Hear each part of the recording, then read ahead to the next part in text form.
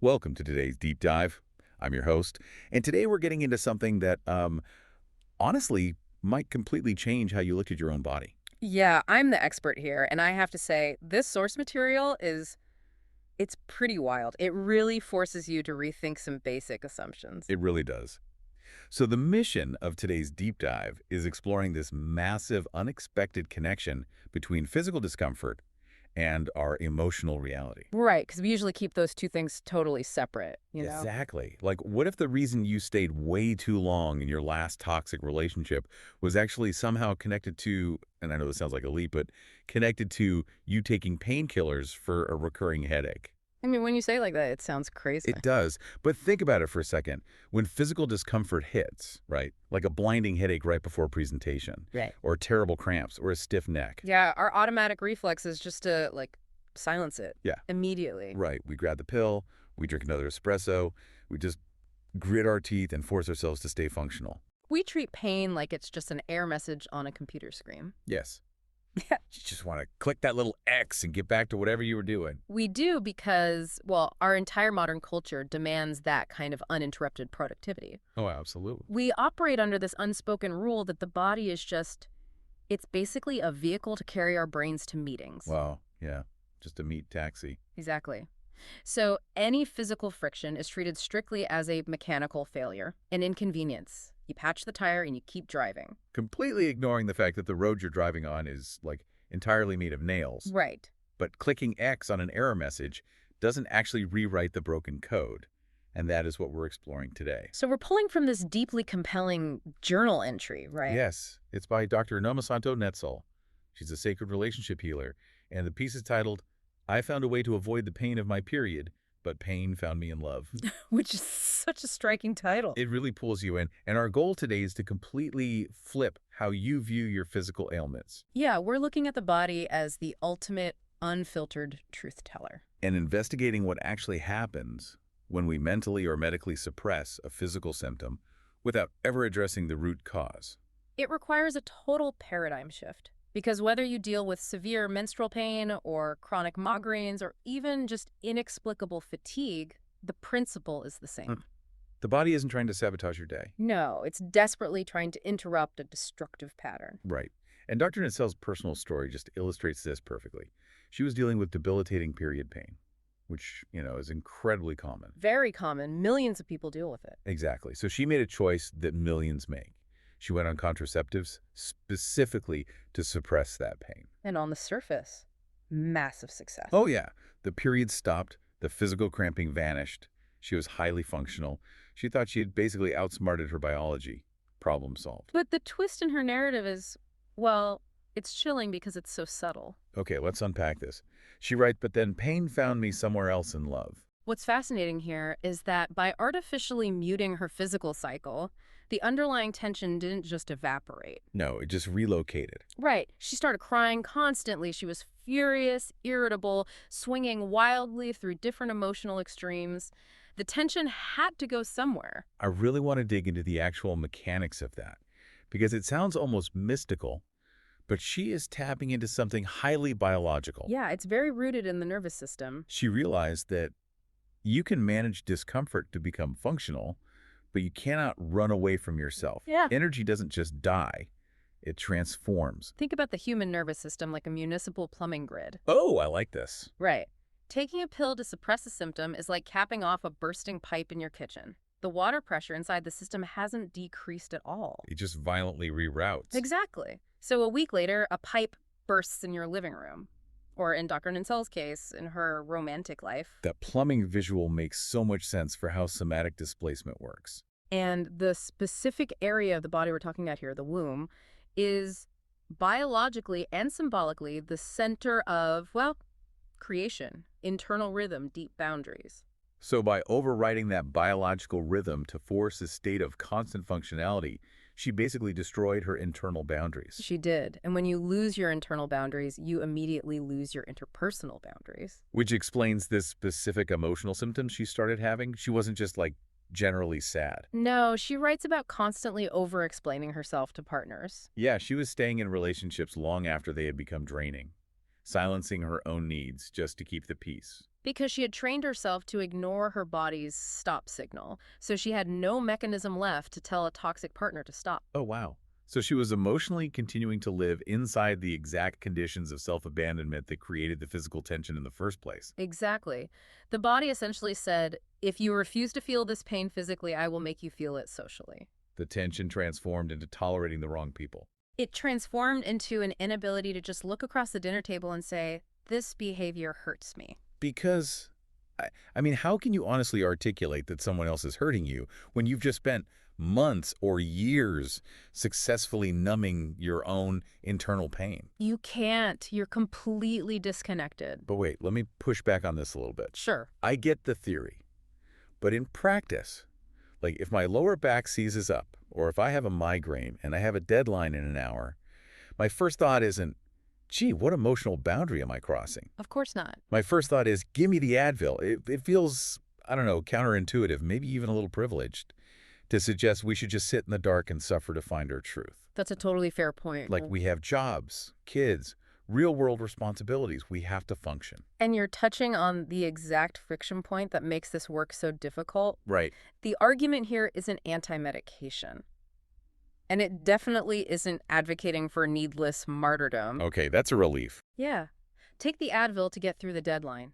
The crisis happens when the Advil becomes your permanent substitute for inquiry.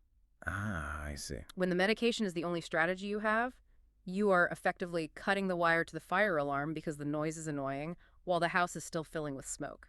Wow. We use the functionality to avoid the reality. We do. Dr. Nassel points out this tragic reality that our minds are absolute masters of rationalization. Oh, totally. Your conscious mind will tell you, this 80-hour work week is fine, everyone does it. Or, my partner is just stressed, the yelling is normal.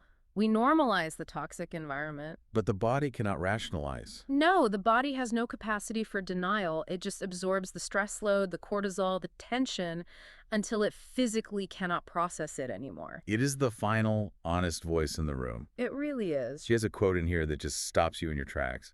She says, my body became less willing to carry what my mind was trying to normalize. That right there is the turning point. The headache or the cramp, it's a rebellion against your mind's compliance. Your body is stepping in and forcing a shutdown because you refuse to do it voluntarily. And when we consistently ignore that rebellion, we slip into what she calls emotional overfunctioning. I see this constantly. It's the person in the friend group or the office who is always anticipating everyone else's needs. Yes. Yeah. Managing everyone's moods, ensuring everyone else is comfortable, all while their own physical health is deteriorating. They're chronically fatigued, their digestion's a mess, but they just keep pushing. They're doing all the heavy lifting emotionally, and the body is screaming for them to drop the weight. And dropping that weight brings us to the methodology she proposes, because acknowledging that your body is holding emotional debt is step one. Right. But releasing it requires a very specific type of intervention. She distinguishes between what we see culturally as healing and what actual release requires. She calls for an honest release, explicitly stating that it shouldn't be dramatic or performative. Which is huge because performative healing has completely taken over our culture. Oh, it's everywhere. The hyper-aesthetic version of wellness. Yes. The perfectly curated social media posts of expensive matcha lattes, the $100 crystal sets. The aesthetic journaling sessions in a pristine coffee shop. Exactly. It looks beautiful. It signals to everyone that you are doing the work, but it doesn't actually demand any real vulnerability. It's just another form of productivity, treating your healing as a checklist. Honest release, conversely, is usually quite ugly. Yeah. It's quiet, it's uncomfortable, and it offers absolutely zero aesthetic value for an audience. Dr. Netzel anchors this honest release in deep, solitary reflection. It's about sitting with the physical sensation and tracing it backward. And she uses two incredibly piercing questions as the foundation for this internal audit. The first one is a direct challenge to that emotional overfunctioning we talked about. She asks, what have I been carrying that my body no longer wants to hold for me? Notice the phrasing there. She doesn't ask, why am I in pain? Right. She asks what you are carrying. That implies agency. It means you pick something up that doesn't belong to you. Are you carrying your parents' expectations for your career? Are you carrying the emotional regulation of an immature partner? Are you carrying the fear of not being perceived as easygoing? The second question shifts from what we are carrying to how we are behaving. She asks, what pattern keeps returning in my life because I have not fully listened to myself? This is the accountability piece. If you keep ending up with friends who drain you, or you keep ending up burned out at every single job you take, the common denominator isn't bad luck. No, it's a boundary you refuse to set. The pain is just the unlearned lesson knocking louder. It totally strips away the victim narrative. It does. If the pain transforms into the same relationship dysfunction year after year, the body is begging you to look at the pattern. But Dr. Netzel is very careful to clarify what success looks like in this framework, isn't she? She is, because we're conditioned to think that healing means the pain instantly evaporates. That is the medical model. Right. If I take the antibiotic, the infection is gone in 3 days. Right. And we expect our emotional and holistic healing to follow the same fast food delivery timeline. So what does this all mean? When does the actual healing happen? True healing, as she defines it, begins the second you stop betraying yourself. Wow. It begins the moment you finally honor the fatigue and go to sleep instead of pushing through. So the physical symptoms, the cramps, the tension headaches, they might take months to fully dissipate as your nervous system recalibrates. Exactly. The victory isn't the immediate absence of pain. The victory is the restoration of your relationship with your own limits. You stop abandoning yourself to make everyone else comfortable. Yes. But to do that consistently, to not just make this a one-time journaling exercise, Yeah. Dr. Ninsel introduces a much larger framework. This is where she moves from this micro-individual level to a much more macro perspective. Right. Here's where it gets really interesting.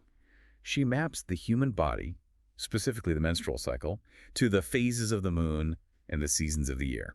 If we connect this to the bigger picture, this is where her work offers an incredibly tangible, practical tool. Because we suffer since we expect our bodies to operate like machines, right?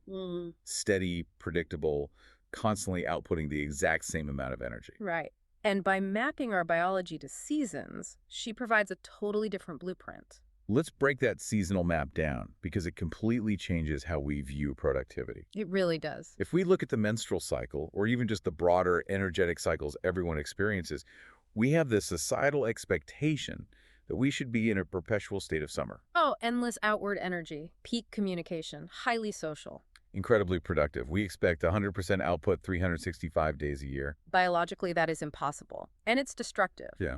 In Dr. Netzel's framework, that summer energy correlates to the ovulation phase where estrogen is high and you literally have more physical and social capacity. But there's also an autumn, mirroring the luteal phase, where hormones shift.